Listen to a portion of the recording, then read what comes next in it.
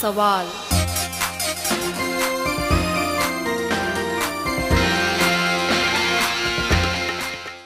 नमस्कार, म नारायण श्रेष्ठ। साझा सवालको पहिलो अङ्कमा आज हामी कोइराला निवास विराटनगरमा छौँ र हामीसँग हुनुहुन्छ देशका प्रधानमन्त्री गिरिजाप्रसाद कोइराला। कोइराला नेपाली राजनीतिको 6 दशकभन्दा लामो इतिहासका साक्षी हुनुहुन्छ। राणा शासन, पञ्चायती व्यवस्था, 46 सालको प्रजातान्त्रिक व्यवस्था, माओवादीको शासन, सशस्त्र विद्रोहपछि सक्रिय राजतन्त्र झेल्दै अहिलेको गणतन्त्रमय नेपालको नेतृत्व कोइरालाले गरिरहनु भएको छ। मुलुकमा सबै दलहरू संविधान सभालाई आफ्नो लक्ष्य भनिरहेका छन्, तर चुनाव भने निर्धारित समयमा हुन सकिरहेको छैन। यस्तो अवस्थामा आम नेपालीको शान्तिको चाहना कसरी पूरा हुन सक्छ? राजनीतिक दलहरूबीच सहमति कायम गर्न प्रधानमन्त्री के गर्दै हुनुहुन्छ?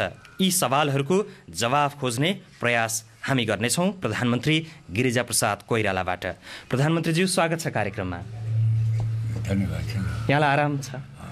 ठिकै छ भन्नुहोस् न। त्यसै गरी कार्यक्रममा हुनुहुन्छ हाम्रा वरिष्ठ संवाददाता सुशील शर्मा। सुशीलजी, स्वागत छ। धन्यवाद नारायणजी। त्यसै गरी यो कार्यक्रममा सहभागी हुन विराटनगर वरिपरिका थुप्रै गाउँहरूबाट 100 भन्दा धेरैको संख्यामा सर्वसाधारण पनि यहाँ उपस्थित हुनुहुन्छ। यहाँहरू सबैलाई स्वागत छ साझा सवालमा।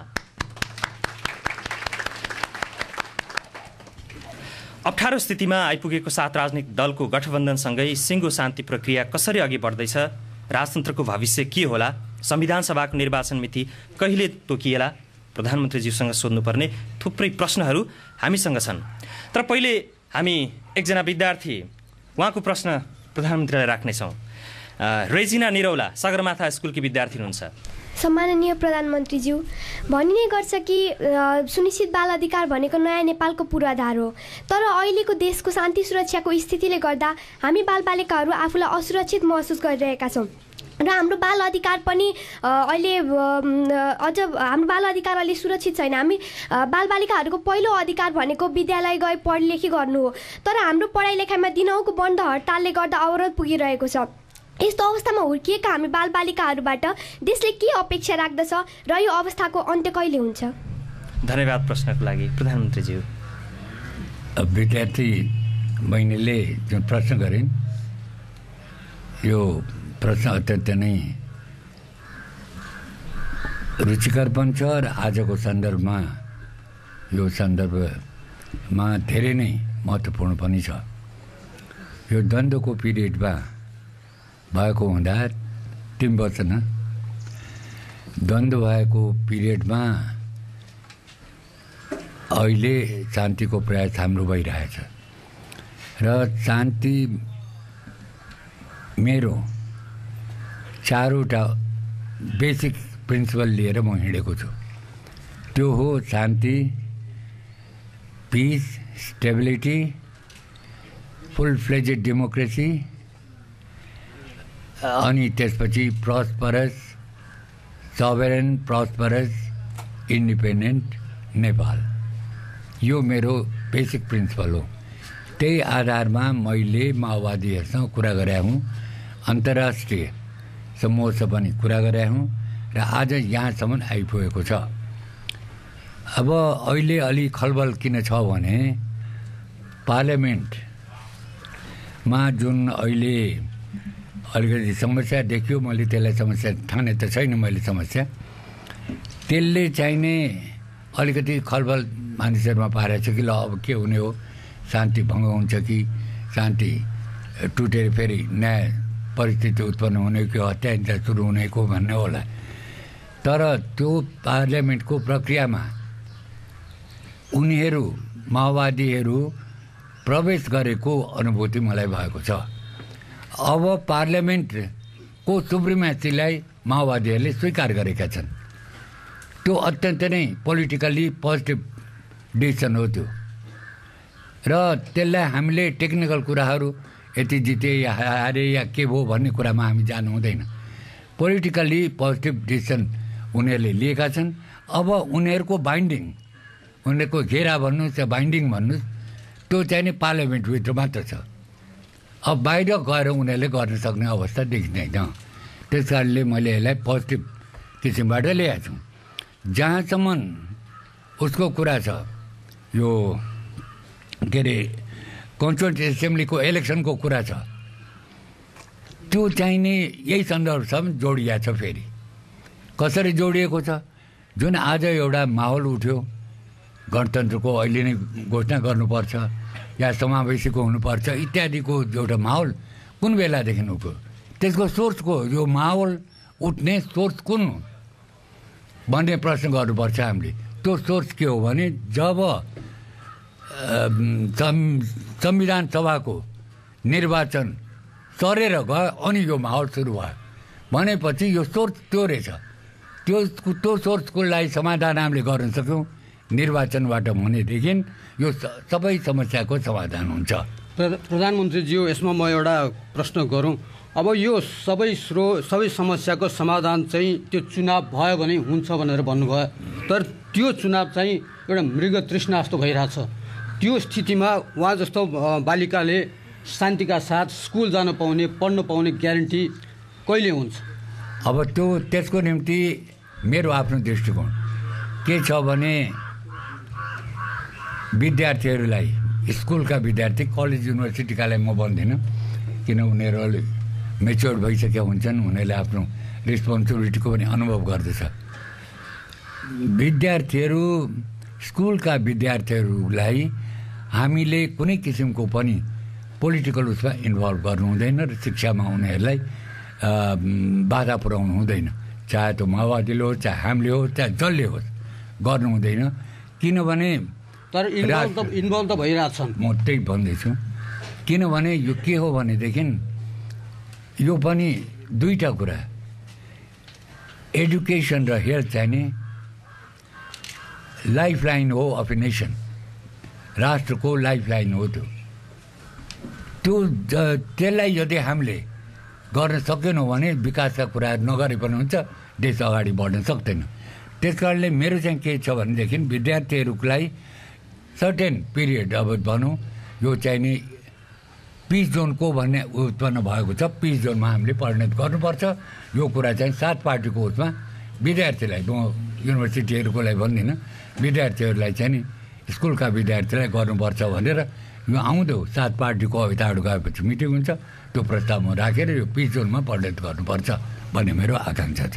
जुन संसदीय सर्वोच्चतामाथि तपाईँले आफ्नो विश्वास रहेको बताउनु भएको छ, हालैको विशेष अधिवेशनमा पनि तपाईँले त्यस्तै विचार व्यक्त गर्नुभयो। तर विगतका केही चिजहरू हेर्दा, जस्तो कि टनकपुर प्रकरणमा तपाईँले सार्वभौम संसदलाई ढाँट्नु भएको थियो भनेर अदालतले प्रमाणित गरिदिएको घटना सम्झनेहरू पनि छन् र त्यो संसदको कुरा तपाईँ गरिरहनु हुँदाखेरि अन्य आफ्नो स्वार्थ बाहेक अन्यलाई चाहिँ अरू अवस्थामा संसदलाई वास्ता गर्नुहुन्न पनि भनेर भन्छन्, के भन्नुहुन्छ? म अरूको कुरामा जान्न, मेरो कन्भिक्सनको कुरामा म जान्छु। अरूले के भन्छन् र कसो भन्छन् भनेर म त्यसको पछि दौड्दिनँ। मेरो आफ्नो कन्भिक्सन छ डेमोक्रेसीको बारेमा, त्यो कन्भिक्सनको निम्ति जस्तो सुकै कठिन अवस्थाको निम्ति पनि म फेस गर्न तयार छु। प्रधानमन्त्रीज्यूलाई हामी फेरि एकैछिन एकजना महिलाको आवाज सुनाउनेछौँ। हामीले काभ्रेबाट सङ्कलन गरेर ल्याएको आवाज हो यो। हाम्रो बालबच्चाहरू पनि स्कुलबाट नआउन्जेल अनि घरबाट बाहिर निस्केको व्यक्ति घर नआउन्जेलसम्म पिरै पिर छ होइन त। अनि डोको बोकेर पानी लिन गयो, पानी लिएर आउन्जेल पनि मनमा ढुकढुक भइरहन्छ, न घर नपुगिकन तिमी बम विस्फोटन भएर मरिने हो कि तिमी होइन।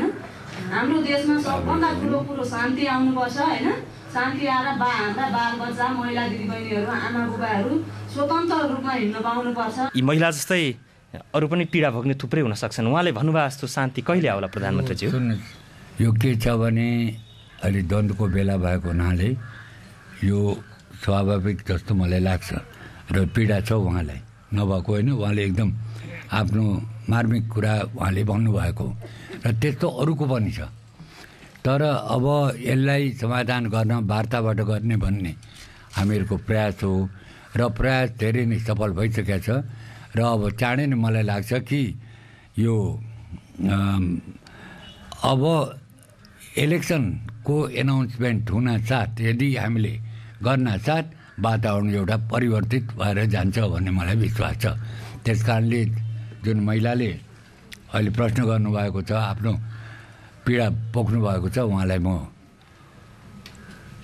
आश्वासन दिन चाहन्छु कि म त्योबाट हुने जुन सहयोग हुन्छ त्यो सहयोग म गर्न तयार छु।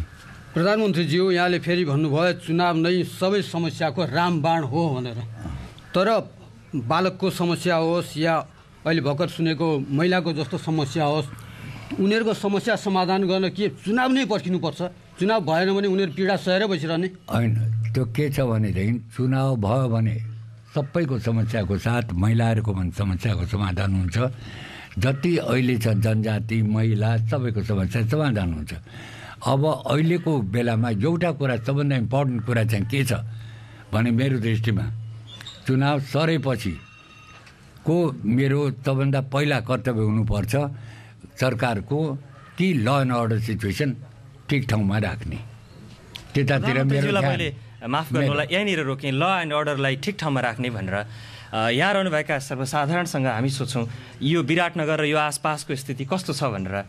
होइन त्यो सुन्नुहोस्, म पनि विराटनगरको हुँ, म पनि कन्ट्री वाइड घुमेकै व्यक्ति हुँ, मलाई थाहा छ। र म पनि राजनीति मान्छे भएको हुँदाखेरि जनताको भावना अनुसार मैले काम गर्नुपर्छ गरेको छु। त्यस कारणले यो चाहिँ नि अहिले जनतालाई सोध्यो भने के चाहिन्छ एउटा क्वेसन मात्रै सोध्छु भन्यो भने पिस भन्छ, अरू केही भन्दैन। त्यो मलाई थाहा छ। ल भन्नुहोस् तपाईँहरू के सोध्नुहुन्छ त प्रधानमन्त्रीज्यूलाई? म नेपाल बसोबास बस्ती संरक्षण समाजको एउटा साधारण सदस्यबाट म बोल्दैछु। म सुकुम्बासी हुँ। सिङ्गो सुकुम्बासीमा 40 लाख सुकुम्बासी छन् र भूमिहीन सुकुम्बासी अव्यवस्थितहरूको समस्या समाधान कसरी समस्या समाधान गर्ने भन्ने धारणा छ प्रधानमन्त्रीज्यूसँग। र हाम्रो भने चाहिँ 40 लाख सुकुम्बासीको प्रतिनिधित्व यो संविधान सभामा चाहिँ हुनुपर्छ भन्ने हाम्रो मान्यता हो। यो संविधान सभामा यो कुरालाई सुनिश्चित गरिएन र संविधान सभामा समावेश गरिएन भने यो चुनाव आए तापनि यो समस्या समाधान के अरे शान्ति चाहिँ हुँदैन। हामी 40 लाख मान्छे हामी विद्रोह गर्छौँ। धन्यवाद तपाईँलाई आफ्नो प्रश्न र जिज्ञासाका लागि। प्रधानमन्त्रीज्यू समस्या त अरू पनि रहेछन्। होइन समस्या नभएको देश मैले देखाउनु त कहीँ पनि दुनियाँमा हर ठाउँमा समस्या छ। अमेरिकामा हेरौँ टुन्टा टावरको पनि छ, अरू ठाउँमा पनि चाहिँ दुनियाँभर छ। मैले यहाँ नआउनु कुनै यो अस्वाभाविक होइन, यहाँ पनि छ। समस्याको बारेमा उहाँले भन्नुभयो, उहाँलाई दुईवटा कुरा चाहिएको रहेछ। एउटा कुरा के भनेदेखि सुकुम्बासीलाई चाहिँ नि समावेशीमा ल्याउनु पर्यो इलेक्सनमा, र अर्को चाहिँ नि जनजातिलाई पनि ल्याउनु पर्यो। उहाँ जनजाति हो कि सुकुम्बासी हो पहिले मलाई बताउनु पर्यो, त्यसपछि अनि त्यसको निर्णय म गर्न सक्छु। प्रधानमन्त्रीज्यू म फेरि चुनावकै सन्दर्भमा यहाँलाई लग्न चाहन्छु। यहाँले पटक पटक चुनावको कुरा गर्नुभएको छ। यसले यहाँ जस्तो अहिले अन्तरिम प्रधानमन्त्री हुनुहुन्छ, अन्तरिम एक किसिमको राष्ट्र प्रमुख पनि हुनुहुन्छ। मलाई 18 वर्ष अगाडिको त्यो दृश्य सम्झना आयो जब कृष्णप्रसाद भट्टराई अन्तरिम प्रधानमन्त्री हुनुहुन्थ्यो।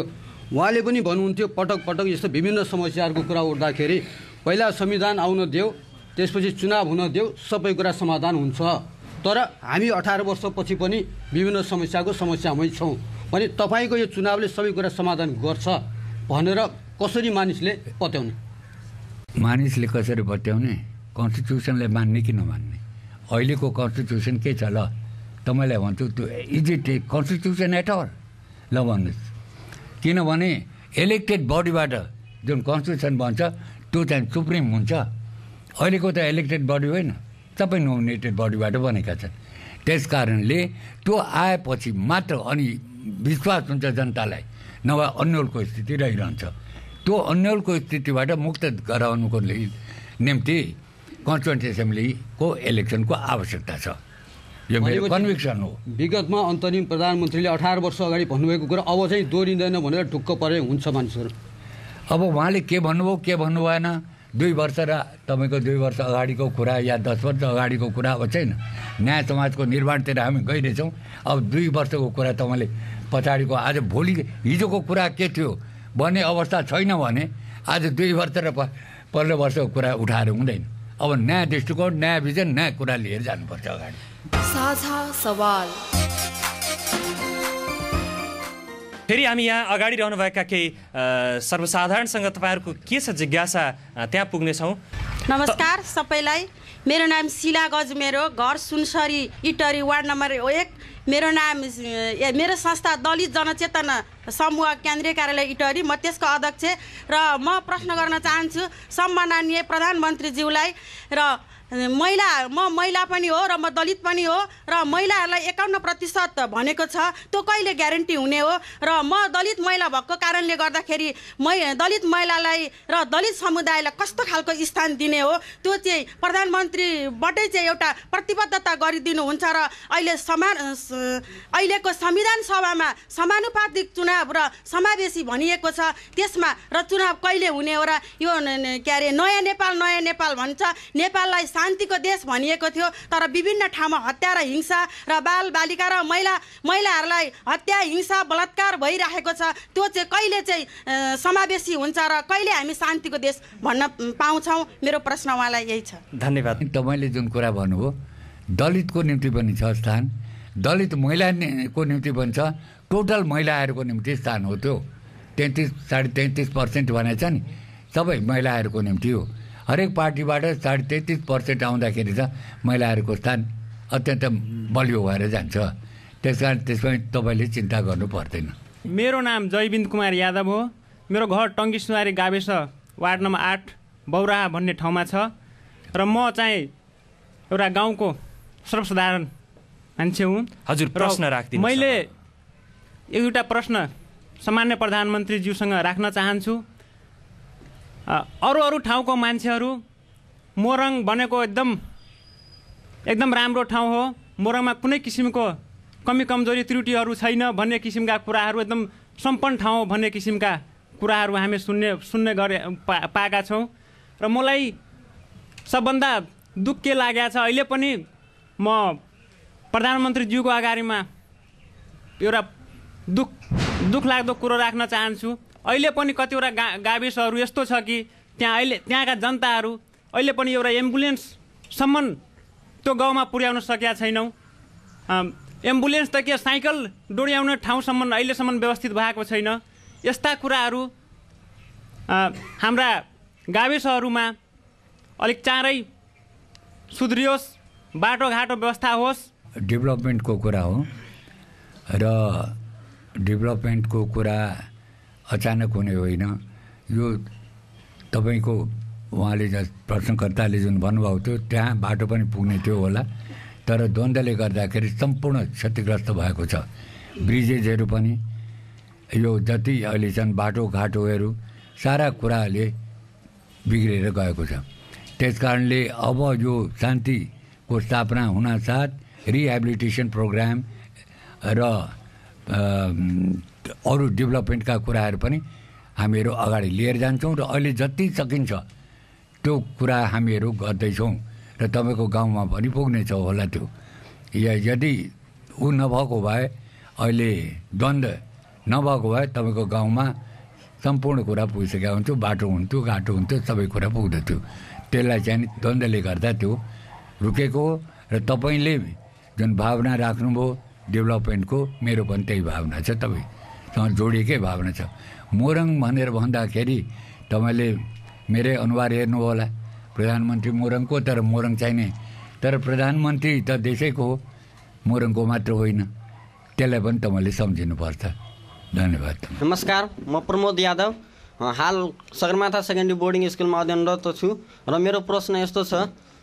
अहिलेको मधेस आन्दोलनमा यो स्ट्रिक्ट रुल्स एन्ड रेगुलेसन्स लजको कमी भएकोले गर्दा आन्दोलन बढ्दै गएको छ र यहाँको मानिसहरूमा असुरक्षित महसुस भइरहेको छ र यहाँ दिनु लुट्ने मार्ने जस्ता क्रियाकलाप बढ्दै गएको छ। यो कहिलेसम्म चलिरहनेछ र यसको अन्त कहिले हुन्छ? धन्यवाद प्रश्नको लागि। यो सबभन्दा पहिले त मलाई एउटा, किनभने यो मधेस भनेर भनिएको छ नि, मधेस भनेर तराई भन्ने चलन थियो, मधेस भनेको हुनाले अलिकति सम्झिनु बुझाएको छैन, अहिलेसम्म त मैले बुझाएको छैन, पछि बुझौँला। म आजको कुरा के भने तराई या मधेस भन्नुहोस् या जी, त्यसको समस्याको समाधानको लागि जुन यो समस्या उठ्यो या आफ्ना आफ्ना हक हितको निम्ति उनीहरूले उठाए त्यसमा मलाई केही भन्नु छैन। त्यो समस्याको समाधान गर्नै पर्छ, तर समस्याको समाधान वार्ताबाट गर्नुपर्छ भन्ने मेरो हो। अब वार्ताबाट नगरेर आतङ्कित गरेर मानिसहरूलाई समस्याको समाधानबाट वञ्चित गराउने चेष्टा भएको छ तराईमा। र फेरि हाम्रो बोर्डर 16 किलोमिटरको बोर्डर ओपन छ। क्रस बोर्डर त्यो यताबाट उता जाने अनडिजायरेबल एलिमेन्ट्सहरू भन्नुहोस्, क्रिमिनल्सहरू भन्नुहोस्, त्यसले गर्दाखेरि समस्या अलिकति जटिल बिस्तारो हुँदै गएको हो तराईको। त्यसकारण भारत सरकारसँग मेरो कुरा भएको छ, यो दुईटैको जोइन्ट एफर्टबाट यो समस्याको समाधान गर्नुपर्छ र बोर्डरलाई चाहिँ नि तपाईँहरूले आफ्नोतिरबाट कन्ट्रोल गर्नुहोस्, यताबाट हामीहरू गर्दैछौँ भनेर हामीहरू यता चाहिँ नि नेपालले गर्छ भनेर कुरा भएको छ र उहाँहरूले हामी त्यसमा सहयोग दिन्छौँ भनेर उहाँले इन्डिया गभर्मेन्टले भनेको छ। अब त्यही आधारमा अब अगाडि यो बढेर जान्छ र समस्याको समाधान हुन्छ। र त्यो चाहिँ नि त्यताबाट इन्डियाबाट क्रिमिनल्सहरू आएर यहाँका पनि क्रिमिनल्सहरू मिलेर त्यो हत्या हिंसा इत्यादि गरेका छन्, त्यसमा जोडिया छ। फेरि यो के वाइसिएल भन्ने पनि जोडिएका छन् त्यसमा। त्यसै कारणले यो समस्यालाई अलिक गहिरो रूपबाट हेर्नुपर्छ भनेर इन्डियासँग कुरा भएको छ हामीहरूको। प्रधानमन्त्रीज्यू यहाँले यो क्रिमिनल एलिमेन्टको कुरा गर्नुभयो। यो तराईमा जुन खालको शान्ति सुरक्षाको स्थिति देखिएको छ, एक किसिमको विखण्डनको खतरा पनि देख्न थालिएको छ, त्यसमा क्रिमिनल एक्टिभिटी बाहेक राजनीतिक नियत पनि उद्देश्य पनि देख्नुहुन्छ देशभित्र बाहिर? सुन्नुहोस्, यसमा लामो कुरा गर्न चाहन्न। यो किनभनेदेखि राष्ट्रको बिचको कुरा हो। तर एउटा कुरा म क्लियरली तपाईँलाई भन्न चाहन्छु, I will never compromise with any country, with any individual, with any party of Nepal's sovereignty and independence. भनेपछि नेपालको सार्वभौमसत्ता स्वतन्त्रतामा चाहिँ खतरा छ। कम्प्रोमाइज गर्दैन, खतरा देख्नु भएको छ यहाँले? म जान्दिनँ। It is up to you to decide, think over what I have said. प्रधानमन्त्रीज्यूलाई हामीसँग तराईकै सवालमा एकजना सप्तरीबाट हामीले एकजना त्यहाँका सर्वसाधारणसँग कुराकानी गरेका छौँ। उहाँको आवाज सुनाउँछौँ प्रधानमन्त्रीज्यूलाई र उहाँको समस्या पनि। म धर्मलाल यादव, बदगामा सप्तरी। माननीय प्रधानमन्त्री गिरिजा प्रसाद कोइरालाज्यूसँग एउटा प्रश्न गर्न चाहन्छु। मधेसमा अन्तहीन विद्रोहको श्रृङ्खला सुरु भएको छ। ज्ञात अज्ञात ग्रुपहरू धेरै छन्। राज्यले केहीलाई राजनीतिक समूह भन्दछ, केहीलाई आपराधिक गिरोह भन्दछ। यदि तपाईँहरूले पहिचान गरिसक्नुभयो भने राजनीतिक समूहलाई बोलाएर समस्याको समाधान गर्न र आपराधिक गिरोह हो भन्ने त्यसलाई समाप्त गर्न किन सक्नुहुन्न? सुन्नुहोस्, म पनि तपाईँको गाउँ पुगेको छु, त्यहाँ मलाई थाहा छ सबै कुरा। र तराईबाट म अलग छैन, एउटा कुरा तपाईँले बुझ्नु पऱ्यो। तराईको समस्याबाट म पनि तराईवासी नै हुँ, तर म मधेस भनेर तपाईँहरूले हामीलाई छुट्याइदिएको मात्र हो, तर तराईवासी हामी पनि हौँ। मलाई थाहा छ त्यो समस्याको समाधान चाहिने गर्नको लागि भारत र नेपालले जोइन्टली गरेपछि यो समस्याको 1 मिनटमा समाधान हुन्छ, त्यसैको प्रयास म गरिरहेको छु। मेरो नाम उचित नारायण खवास, हरैचा 7 घर हो। म सामान्य प्रधानमन्त्रीज्यू समक्ष एउटा प्रश्न राख्न चाहन्छु। नेपाली काङ्ग्रेसको 2 पटक बहुमतको सरकार भयो र त्यो 2 पल्ट बहुमतको सरकार बनाउनमा मधेसीहरूले सहयोग गरेको थिए कि थिएन, एउटा प्रश्न यो चाहन्छु भनेदेखि। र जुन मधेसमा हिरा फल्ने मधेस आज द्वन्द्वको कारणले दन्दनी आगो बलिरहेको छ, यो किन, कसको कमजोरी हो? अर्को प्रश्न कि वास्तवमा मधेसमा आदिवासीहरू जमिनदार थिए, आज सम्पूर्ण जमिनदारहरू भूमिहीन भएर सुकुम्बासी भएका छन्। सुकुम्बासीहरूका बारेमा अहिलेका वर्तमान सरकारले, पहिलेका सरकारले त गरेन, अहिलेका वर्तमान सरकारले कस्तो सोच बनाएका छन्? त्यसको बारेमा पनि म प्रश्न बुझ्न चाहन्छु। धन्यवाद। तराईको समस्याको बारेमा तपाईँले भन्नुभयो, तराईसँग मैले अघि नै भनिसकेँ कि तराईसँग हाम्रो गहिरो सम्बन्ध छ र अहिलेदेखि होइन धेरै अघिदेखि नै गहिरो सम्बन्ध हो तराईसँग। त्यस कारणले तराईमा भएको घटना दुर्घटनाले नेपाली काङ्ग्रेसलाई अवश्य पनि आघात पुर्याउँछ। अब तपाईँहरूलाई थाहा नै छ यो दुर्घटना कसरी सुरु भयो भनेर। त्यस कारणले हामी चाहन्छौँ कि तराईमा एउटा शान्ति होस्, सुव्यवस्था होस् र यसलाई यो गर्नको लागि भारत र नेपालको जोइन्ट एफर्ट र कोअपरेसन गर्यो भने यो समस्याको समाधान हुन्छ। अब सुकुम्बासीको तपाईँले कुरा उठाउनुभयो र तराईवासीको बारेमा त्यो मलाई थाहा छ, किनभनेदेखि पहिले यहाँ जिम्मेदारीहरू थियो, मधेसी भन्नुहोस् जो भन्नुहोस्, चौधरीहरू थिए, ठुल्ठुला चौधरी, चैतु चौधरी पनि त हुन्ने, अरू चौधरीहरू पनि थिए, धेरै चौधरीहरू छन् जो थिए यहाँ चाहिँ नि ठुला जिम्मेदारीहरू। पछि चाहिँ नि एक्सप्लोइटेड बाई पहाडियाज भन्नुहोस् जो पहाडबाट झरे र अनि उनीहरू चाहिँ भएका हुन्। त्यो मलाई चाहिँ श्री राम्रै थाहा छ। नाम लिए भनेदेखि फेरि अलिकति गाह्रै पर्छ यहाँ, किन आफै सब साथीभाइहरू भन्छन्, म नाम चाहिँ लिन चाहन्न, मलाई थाहा छ त्यो कुरा। अब यो सुकुम्बासीको र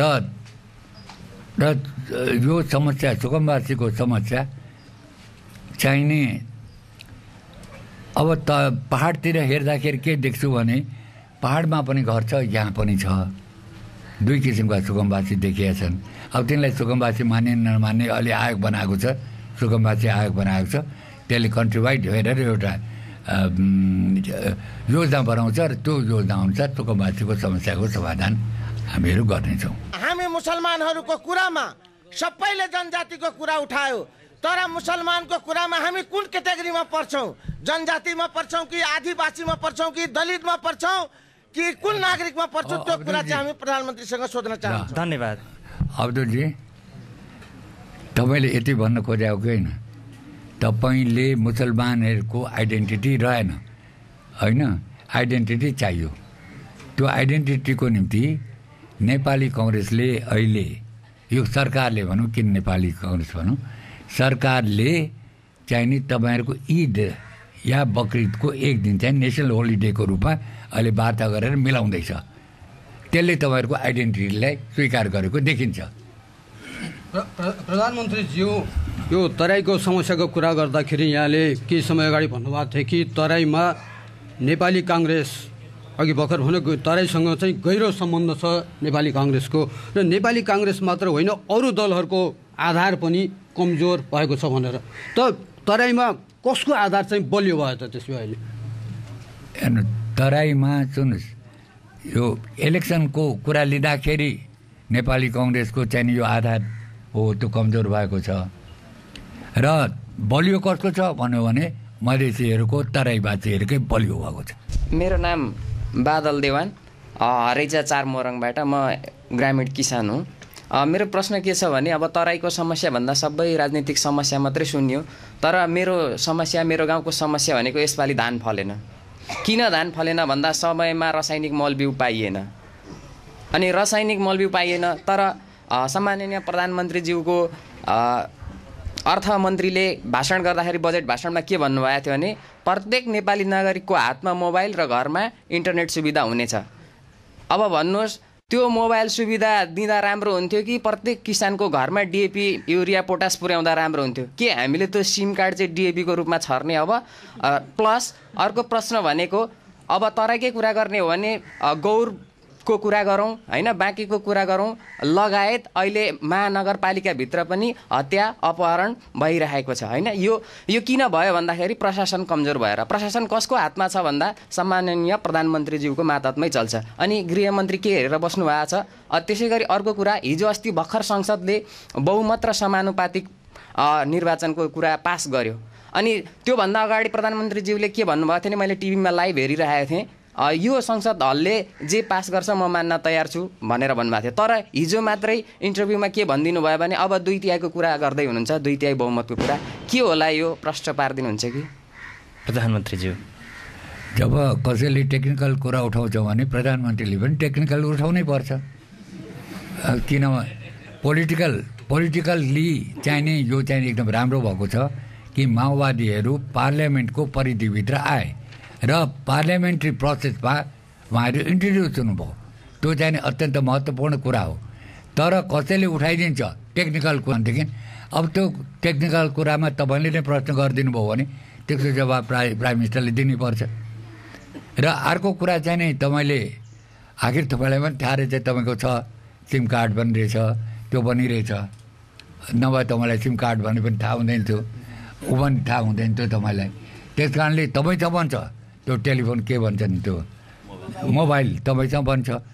अब के हुन्छ मान्छेको हामीहरूको आकाङ्क्षा चाहिँ के हुन्छ पहिले, अब मोरङकै कुरा म लिँदैछु, मैले यसो हेर्दा के देख्छु भनेदेखि पहिले म जाँदाखेरि बाटै थिएन। यो गाउँमा जो 1 नम्बर कन्स्टिट्युन्सी मेरो सबभन्दा रद्दी कन्स्टिट्युन्सी भन्थे, कोदालो लिएर जानु पर्थ्यो। अनि त्यसपछि होइन बाटो बनाउनु पऱ्यो भनेर पहिले माटोको बाटो भन्यो, त्यसपछि नेक्स्ट इयर होइन अब त ग्राभेल गर्नु पऱ्यो भने ग्राभेल भयो, होइन अब त पिच गर्नु पऱ्यो, पिच पनि भनिदियो। अब टेलिफोन लाइन इलेक्ट्रिसिटी यो आउँदैछ। त्यस कारणले तपाईँहरूको पनि ठाउँमा त्यो पुग्नेछ। र जस्तो के अरे फर्टिलाइजरको बारेमा भन्नुभयो, त्यो फर्टिलाइजरको बारेमा त्यो 1-2 तपाईँहरूको पुगेन होला, तर त्यो अहिले यहाँ पनि स्टक कम छ भन्ने अहिले भर्खर मैले थाहा पाएको छु। त्यो स्टक यताबाट गएपछि स्टक यहाँबाट पठाइन्छ, नेक्स्ट फसलको निम्ति स्टक चाहिँ आउँछ तपाईँहरूका। नमस्कार, म समीक्षा खारपाली, महामहिम प्रधानमन्त्रीज्यू। युथको समस्या नै म मेनली उठाउन गइरहेको छु भन्दाखेरि पनि हुन्छ। मेनली चाहिँ युवा राष्ट्रमा कति महत्त्वपूर्ण छ, युवाको स्थान राष्ट्रमा कस्तो छ र कति आवश्यकता छ भन्ने कुरा 2046 साल जयतुम संस्कृति अनि अहिलेसम्मको 62 सालको आन्दोलनले पनि पुष्टि गरिसकेको छ।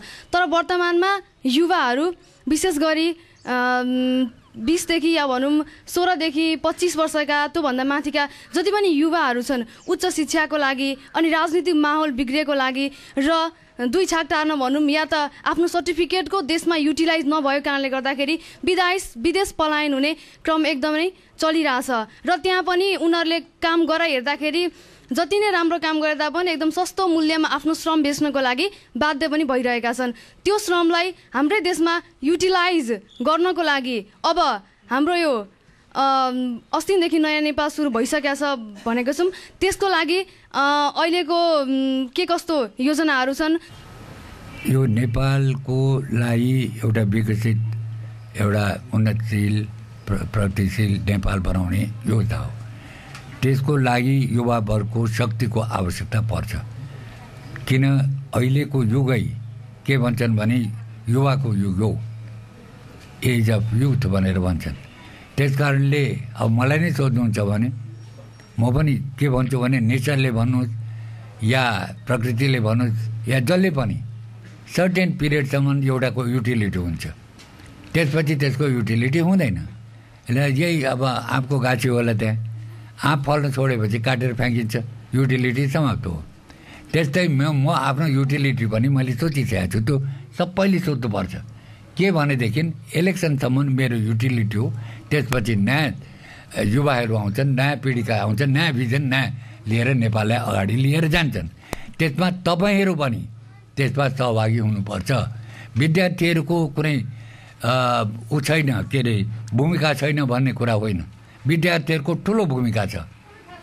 यो इलेक्सनमा पनि भोट दिन त पाउनु न तपाईँहरू, तर तपाईँहरूको केमा आवश्यकता पर्छ भनेदेखि आफ्ना फादर मदरहरूलाई गार्जेनहरूलाई ल भोट दिन जानुहोस् भनेर तपाईँहरूले भन्नुभयो भने अब आमा बाबु पनि छोराछोरीले भनेर डोराउँदै तपाईँहरूले लग्नुभयो भने त्यत्रो ठुलो भूमिका तपाईँहरूको छ, त्यो खेर भए गएको छैन अहिले पनि। त्यस कारणले त्यो भूमिकालाई पनि तपाईँ ध्यानमा राख्ने र भविष्यमा तपाईँहरूले नेपाल बनाउने दिशातिर तपाईँहरू चाहिँ पढाइ लेखाइ गरेर जानु पर्यो। अब विदेश जाने कुरा हो, अनइम्प्लोइमेन्ट प्रब्लम अत्यन्तै धेरै छ, बढ्दैछ, पपुलेसन धेरै बढ्दैछ। त्यस कारणले त्यहाँ जाँदाखेरि उनीहरूको पनि राम्रो उचित मूल्याङ्कन होस् त्यहाँ पनि र त्यो उनीहरूलाई पनि रेमुनेरेसन धेरै आओस् त्यहाँ कुनै सरकार र सरकारको बिचमा एउटा राम्रो किसिमको एग्रिमेन्ट भएर गयो भने हुन्छ त्यसै कसैले लगिदिएर ऊ गऱ्यो भने त्यहाँ दुःख पाउँछन् त्यो किसिमको व्यवस्था सरकारले अब त्यहाँ किसिमको व्यवस्था गर्दैछ अलिकति थप प्रश्न मेरो के छ भने पहिला त चुनाव सम्मानको लागि कोही पनि युवा भनौँ या ठुलो मान्छे कोही पनि एक छाक नखाइकन चुनाव भरेर पर्खेर बस्न सक्दैन अनि दोस्रो प्रश्न के पनि छ भने अहिले पनि युथ भनेको पोलिटिक्समा जहिले पनि युज एन्ड थ्रोको शिकार भइरहेछन् त्यो कुरा हामी सबैले मान्नु नै पर्छ आन्दोलन अनि हरेक ढुङ्गा मुढामा अग्रपन्थी जब पदीय दायित्वको कुरा आउँछ अब पनि अझै हामीले 3-4 वर्ष पर्खिनै पर्छ आफ्नो पदीय दायित्व प्राप्त गर्नको लागि र एउटा निश्चित पद प्राप्त गर्नको लागि त्यो चाहिँ आफ्नो क्वालिटीमा निर्भर गर्छ कति हो तपाईँ कति हिँड्न सक्नुहुन्छ त्यो हिसाबले हुन्छ तपाईँले अब हेर्नुहोस् हाम्रै पार्टीभित्र भन्छ एकपटक पार्टीबाट रङ जजमेन्ट गरेर रङ दिशा लियो भने त्यसको पोलिटिक्सै समाप्त हुन्छ त्यस कारणले पोलिटिक्स भने बडो डिफिकल्ट पनि हो एउटा चुक्यो भने त्यो मान्छे फेरि अगाडि जान सक्दैन रेसेको जस्तो प्रधानमन्त्रीज्यू यहाँ नेपाली काङ्ग्रेसको सभापति पनि हुनुहुन्छ आफ्नै पार्टीको नेतृत्वको कुरा पनि अलिकति कुरा कोट्याउनु भयो र तपाईँको आफ्नो युटिलिटी चाहिँ अब चुनावसम्म अथवा केही समयसम्म मात्रै सकिन्छ भनेर भन्नुभयो अब नेपाली काङ्ग्रेसको कुरा गर्दाखेरि सबभन्दा ठुलो पार्टी सबभन्दा पुरानो प्रजातान्त्रिक पार्टीमा तपाईँको युटिलिटी सकिएपछि नेपाली काङ्ग्रेसको भविष्यको अन्तर्गत चाहिँ राम्रो या सुरक्षित देख्नुहुन्छ सुजाता कोइराला शेखर कोइराला सुशील कोइराला या शेरबहादुर देउवा म कसैलाई अहिले देख्दिनँ मैले कसैलाई देखेको छैन मैले कुन बेला देख्छु भने जब अधिवेशन भएर चुनिएर आउँछ त्यही मान्छे हो मेरो तपाईँको कुनै प्रत्याशीहरू हुनेहरू होला नि सबै तपाईँले नाम लिया मानिसहरू तर अब चुनेर जो आउँछन् त्यो होला तपाईँले के मलाई कमेन्ट गराउनु अहिलेको अन्तरिम संविधान प्रधानमन्त्रीजी अहिलेको अन्तरिम संविधानमा कम्युनिस्टहरूको बहुमत छ र व्यक्तिगत स्वतन्त्रता जस्तो प्रजातन्त्रको एकदम मूलभूत मर्मलाई सबै खाले कम्युनिस्टहरूले चाहिँ मौका पाउनासाथ एक हुन्छन् उनीहरू त्यसलाई पछि पार्न र त्यो कुरा चाहिँ पूर्ण समानुपातिक निर्वाचन प्रणालीका बारेमा उनीहरू एक भएकोबाट पनि प्रमाणित हुन्छ जुन भर्खरकै विशेष अधिवेशनमा त्यो देखियो अब आउँदा दिनमा कम्युनिस्टहरू सामु नेपाली काङ्ग्रेस वा तपाईँको पार्टीले के अब आत्मसमर्पण गर्नुपर्ने स्थिति बन्न लागेको हो सुन्नुहोस् त यो बडो गाह्रो प्रश्न गर्नुभयो मलाई गाह्रो भन्न त मलाई केही पनि थिएन तर चाहिँ नि अहिले जुन पिस प्रोसेसलाई मैले अगाडि बढाएको छु त्यसमा बाधा पुग्न सक्दछ प्रश्नकर्तासँग म एउटा मेरो रिक्वेस्ट के छ भनेदेखि म चाहिँ एक्लैमा आएर कुरा गर्नुहोस् म सम्पूर्ण कुरा भन्छु तर अहिले चाहिँ नि यो पब्लिकली भन्दाखेरि पिस प्रोसेस जुन अहिले भइरहेछ जुन अलिकति खलबलिएको छ त्यसमा झन् खलबलाउन म चाहन्न साझा सवाल बाट पनि सङ्कलन गरेर ल्याएका छौँ खास गरी निर्वाचन 2-3 पटक पर सरिसकेपछि मानिसहरूमा कस्तो खालको आशा वा निराशा बढेको छ भनेर एकैछिन हामी यहाँलाई सुनाउन चाहन्छौँ हामीलाई अब देशमा केही शान्ति आउँछ भन्ने ठुलो आशा थियो अब संविधान सभाको चुनाव भएन नहुँदाखेरि अब विभिन्न ठाउँमा यस्तो द्वन्द्व अब मान्छे अपहरण गर्ने के भइरहेको छ त्यो साह्रै दुःख लाग्यो हामीलाई त खै त अब गिरिजा बाबुले नि मिलाउँछु माओवादीलाई बटोलेर लिएर आएर संविधान चुनाव गराउँछु भन्नुभएको थियो अब यो मिति सार्दा अब संविधान चुनाव हुने हो कि होइन देशमा संविधान चुनाव भइदिए प्रजातन्त्र आए देशमा शान्ति भए जनताको जीवधनको सुरक्षा भए शान्ति हुन्थ्यो आनन्द हुन्थ्यो एकदम निर्वाचन अब हुने भयो मक्सिर 6 गते हामीले महिलाहरूले होइन कति गीत गाएर हुनै पर्छ भनेको अब फेरि नेताहरूले सारिदिएपछि हामीलाई खिन्न लागेन त एकदम लाग्यो नि एक्लो बृहस्पति झुट्टा हुन्छ गिरिजा बाबुले जतिसुकै राम्रो काम सार्न चाहिराखेको भए पनि देशका अन्य नेताहरूले उहाँलाई चाहिँ सफल हुन नदिनमा चाहिँ प्रयास गरिरहेको जस्तो लाग्छ देश नयाँ बाटोमा जान्छ जस्तो लागेको थियो जनताहरूलाई ठुलो आश थियो संविधान सभाको चुनाव हुन्थ्यो म पनि भोट दिन जान्छु भन्ने तर सर्यो साह्रै दुःख लागेको छ सुन्दाखेरि जनता त निराश नै रहेछ नि प्रधानमन्त्रीज्यू हेर्नुहोस् अब म चाहिँ नि निराश भएको छैन किन पोलिटिसियन्सले कहिले पनि पेसिमिस्टिक आउटलुक राख्दैन म जहिले पनि अप्टिमिस्टिकै छु मेरो इतिहास चाहिने पेसिमिस्टिक छैन। जहिले पनि मैले जुकै काम गरेँ त्यसलाई मैले पेसिमिस्टिक किसिमबाट मैले चाहिँ हेरिनँ, त्यसलाई चाहिँ अप्टिमिस्टिकै किसिमबाट हेर्दै गएर गराउँ कि इलेक्सन सबभन्दा इम्पोर्टेन्ट कुरा रहेछ, पिस स्टेबिलिटी ल्याउने। त्यस कारणले जनताको आवाज पनि त्यही देखेको छु र इलेक्सन हुनैपर्छ भन्ने मलाई लागेको छ, गराउनै पर्छ भन्ने लागेको छ इलेक्सन। अब त्यसको निम्ति मैले पार्लियामेन्टमा पनि बोल्दाखेरि मैले भनेको थिएँ कि सुप्रिमेसी, पार्लियामेन्टको सुप्रिमेसी जब स्वीकार गरिसकेपछि सबै इम्पोर्टेन्ट कुराहरू पार्लियामेन्टबाट नै प्रस्तावित हुनुपर्छ र पास गर्नुपर्छ भनेकै थिएँ मैले। त्यस कारणले अब फेरि 7 पार्टीको मिटिङ गरेर इलेक्सनै मेरो मूल उद्देश्य छ, इलेक्सन गराउनुपर्छ र स्टेबिलिटी कन्ट्रीमा आउँछ भनेर। त्यस कारण म सम्पूर्ण देशवासीहरूलाई भन्छु इलेक्सन सबभन्दा इम्पोर्टेन्ट कुरा हो र इलेक्सनले जनताको अधिकार सुरक्षित रहन्छ। अधिकारविहीन जनताले केही गर्न सक्दैन। यो त डिक्टेटोरियल सिस्टमतिर हामीहरू जान्छौँ। त्यस कारणले म चाहन्छु कि इलेक्सन भएर सम्पूर्ण अधिकार जनतामा स्थापित होस् भन्ने म चाहन्छु। प्रधानमन्त्रीज्यू, यहाँले चुनावको कुरा गर्दाखेरि तपाईँ जनआन्दोलनपछि बनेको सर्वशक्तिमान प्रधानमन्त्री हुनुहुन्छ। तपाईँले पटक पटक चुनाव हुन्छ भनेको कुरा फेल खाछ भनेपछि तपाईँभन्दा पनि सर्वशक्तिमान कुन शक्ति रहेछ जसले यो चुनाव हुन दिएन? यो होइन, सर्वशक्तिमान डेमोक्रेसीमा कोही पनि सर्वशक्तिमान हुँदैन। डेमोक्रेसीमा केही त्यस्तो घटाहरू हुनसक्छ जसले गर्दाखेरि चाहिँ केही दिन त्यो रोक्न सक्ला, तर इलेक्सन रोक्न चाहिँ सक्दैन। केही दिनको हो, यो चाहिँ भयो होला। जसले यो कुरा गर्यो, अब त्यो म अहिले नाम भन्दिनँ, जसले यो कुरा गराएर इलेक्सन हुन सकेन त्यसले पनि थाहा पाउँछ कि इलेक्सन नभइकन हुँदैन भन्ने थाहा पाउँछ अब चाँडै नै। उसको निम्ति पनि त्यो दुर्घटनाको अवस्था हुन जान्छ। उसलाई पनि जुन दुर्घटना अहिले नेपालमा हुन्छ त्यहाँ पनि उहाँ हुन सक्दछ। त्यस कारणले यो इलेक्सनलाई नै प्राथमिकता दिएर म अगाडि बढ्दैछु र मलाई विश्वास छ कि इलेक्सन चाहिँ नि गरिन्छ र गराउनै पर्छ भन्ने विश्वास छ। यसै प्रसङ्गमा प्रधानमन्त्रीज्यू, आजकल चाहिँ चुनाव नभएको पृष्ठभूमिमा सैनिक विद्रोह कुको पनि चर्चा हुन थालेको छ। पाकिस्तान र बङ्गलादेशका कुराहरू उठ्न थालेका छन्। तपाईँ के भन्नुहुन्छ? तपाईँ रक्षा मन्त्री पनि हुनुहुन्छ। त्यो चाहिँ नि जो अलिकति पेसिमिस्टिक आउटलुक पनि हो र अलि भयभीत भएका हुन्। यो नेपाल र के अरे बङ्गलादेश, पाकिस्तानमा भएको या थाइल्यान्डमा भएको जस्तो होइन। हाम्रो कन्ट्रीको तपाईँले स्ट्राटेजिक पोजिसनमा हामीहरू छौँ, त्यसलाई तपाईँले ध्यानमा राख्नुपर्छ। त्यो स्ट्राटेजिक पोजिसनमा हाम्रो स्ट्रेन्थै त्यही हो। त्यस कारण यहाँ को हुन्छ या यस्तो हुन्छ भन्ने कुरा छैन। त्यो स्ट्राटेजिक के हो? साउथमा इन्डिया, नर्थमा चाइना। त्यस कारणले ऊ कसैले गर्न पनि सक्दैन।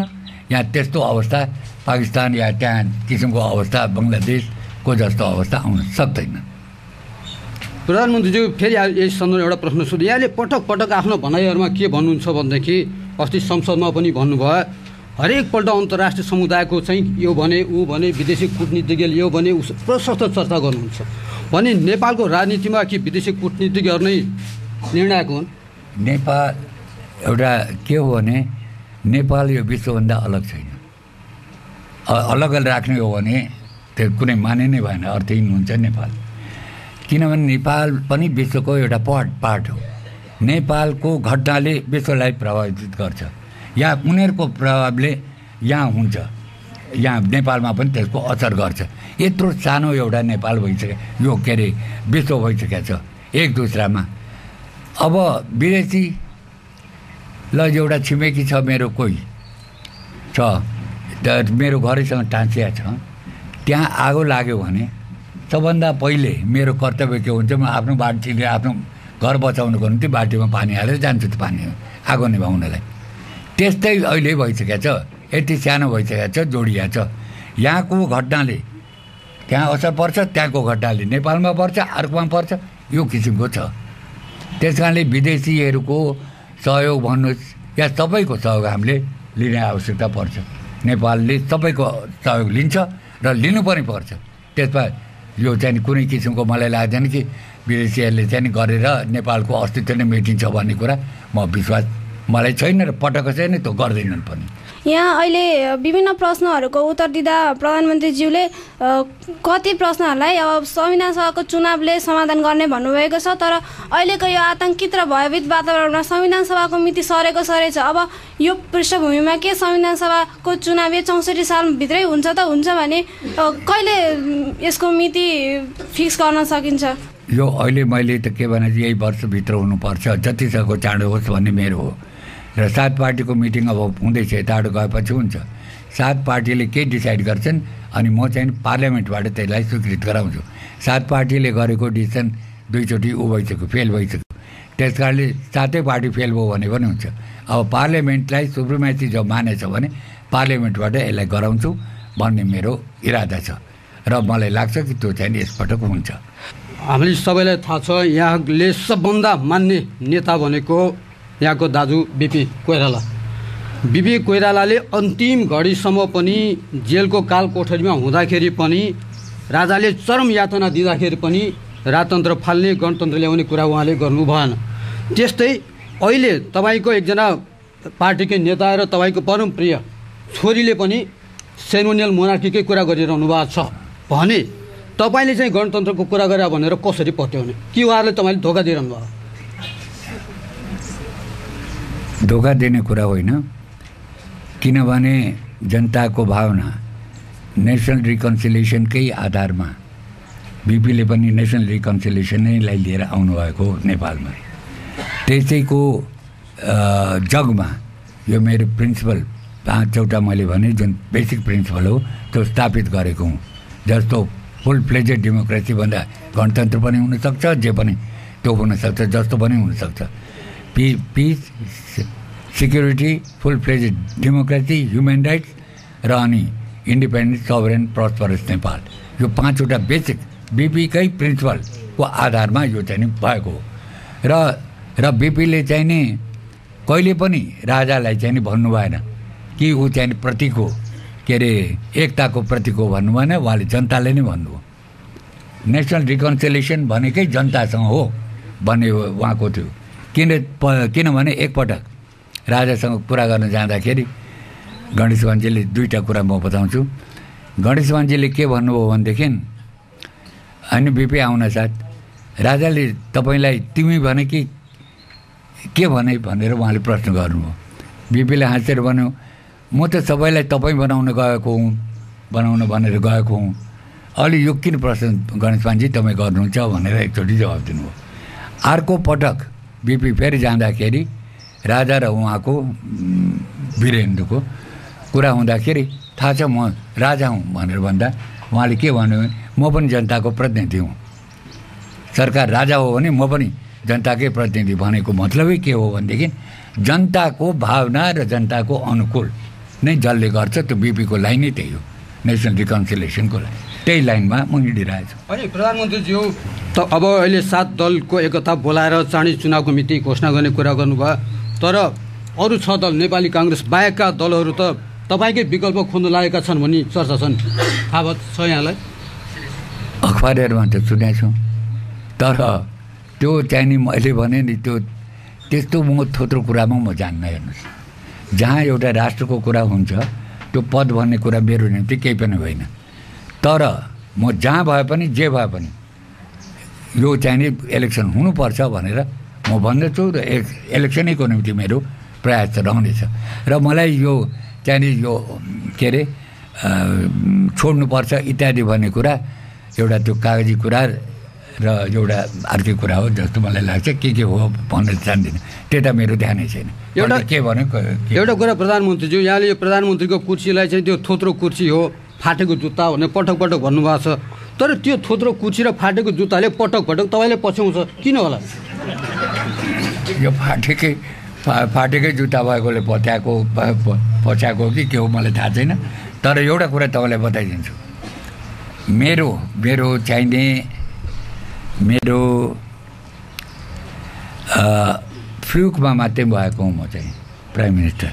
मलाई कुनै राजनीतिसँग त्यत्रो थिएन, तर फ्लुक भनेको मतलब के हो, म जानु पऱ्यो, मजदुरमा काम गर्नु पऱ्यो, मजदुरबाट किसानमा काम गर्नु पऱ्यो, अब छोड्छु तब छोड्छु भने बिपी जब जेलबाट छुट्यो भने एउटै कुरा म भन्थेँ बिपीलाई एकचोटि छुडाएँ भने अब राजनीतिबाट मुक्ति हुन्छ भने त फेरि राजनीतिमा फसेँ त्यो गर्दै गर्दै आजसम्म राजनीतिमा फसेको छु त्यही फाटेको जुत्ता लगाएर त्यही फाटेको कुर्सी लिएर हिँडिरहेको छु म अब कहिले कसको जिम्मा लगाउने हो भन्ने कुरा अब आउँदैछ टाइम त्यही फाटेकै जुत्ता दिन्छु उनलाई र कुर्सी पनि उसलाई दिन्छु म र तपाईँहरूले नयाँ नेपालको निम्ति आफ्नो जुन जिम्मेदारी छ त्यो जिम्मेदारी बोध गरेर तपाईँहरू अगाडि जाने होला भन्ने विश्वास लिँदै म तपाईँहरूसँग बिदा लिन चाहन्छु। जय नेपाल।